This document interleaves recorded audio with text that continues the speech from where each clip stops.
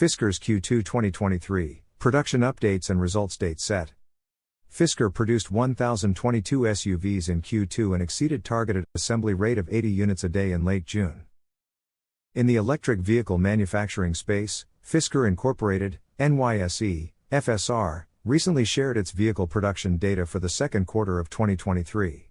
The company disclosed that it produced 1,022 Fisker Ocean SUVs in Austria. These vehicles are set to serve not only customers but also the company's marketing and engineering endeavors. However, the path to production wasn't devoid of obstacles. Fisker experienced some difficulties with its suppliers, who fell short of delivering the expected Q2 volumes due to delayed components from their sub-suppliers. Despite this setback, the company maintained a proactive stance, working closely with its suppliers to ramp up production.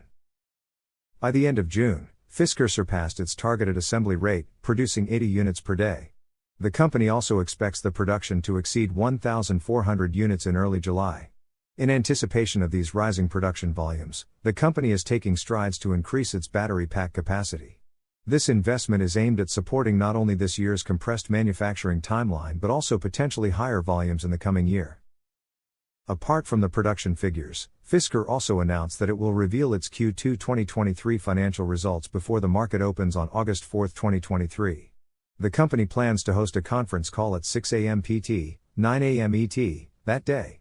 The call will be live webcasted on the Events and Presentations page of Fisker's Investor Relations website. Post-call, an archived version of the webcast will be accessible on the website for a duration of 12 months.